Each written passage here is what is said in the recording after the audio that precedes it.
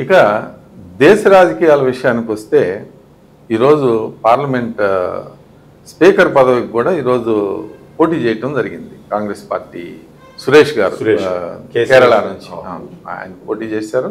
ఆయన ఒక థ్రెట్ లాగా బీజేపీకి ఒక చెక్మేట్ లాగా మొదటిసారి కాంగ్రెస్ పార్టీ డి అంటే డి అని ప్రతి విధానంలోనూ మేము ఢీకొంటాము అనే సందేశాన్ని అయితే ఇచ్చారండి. ఎందుకంటే ఎన్డీఏకి ఇండియా కూటమికి మధ్య ఓటు శాతం డిఫరెన్స్ చాలా 2 నుంచి 3% వరకే ఉండటం వలన కాంగ్రెస్ పార్టీ, అందులో రాహుల్ గాంధీ గారు కూడా పార్లమెంట్లో లోక్సభలో నాయకుడిగా కావటం కూడా ఇది ఒక మంచి పరిణామంగానే కాంగ్రెస్ పార్టీ కనిపిస్తూ ఉంది.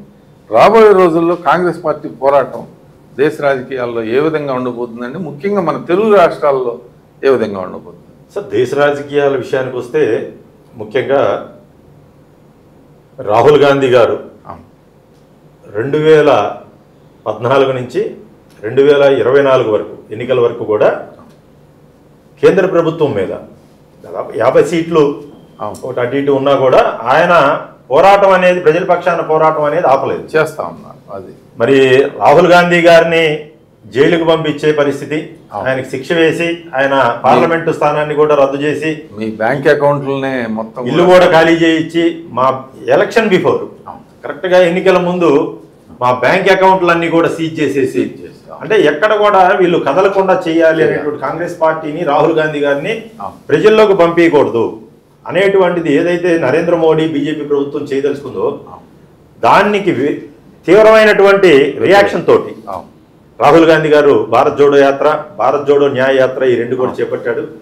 మరి ప్రజల్లో, భారతదేశ ప్రజల్లో కూడా రాహుల్ గాంధీనే భారతదేశానికి ఒక ఆలోచన, సరైనటువంటి నాయకుడు, నిజాయితీ కలిగిన ఒక ప్రజానాయకుడు అనేటువంటి ఒక మెసేజ్ ని రాహుల్ గాంధీ గారు తీసుకెళ్లగలిగారు.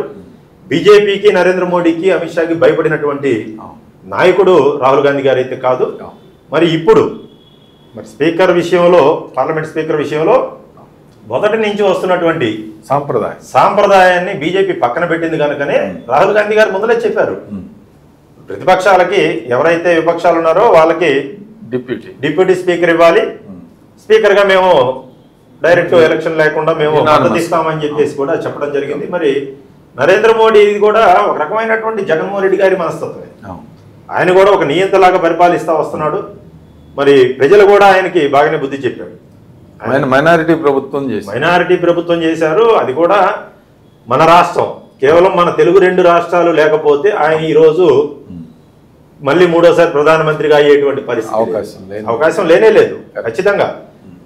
మరి చంద్రశేఖరరావు గారి కూతురుని, కవిత గారిని లోపలేసేసి వాళ్ళని భయపించి ఇక్కడ ఓటు శాతాన్ని, టీఆర్ఎస్ ఓటు శాతాన్ని లాక్కోవడం జరిగింది. మరి లేకపోతే టీఆర్ఎస్ కి 8 చోట్ల డిపాజిట్లు కూడా రాలేదంటే మరి ఒకసారి ఆలోచించాల్సిన పరిస్థితి అది. అంటే ఆయన నీతిగా అయితే బీజేపీ వాళ్ళు ఎన్డీఏ కూటమి ఎలక్షన్ చేయలేదు కనిపిస్తా ఉంది మనకి.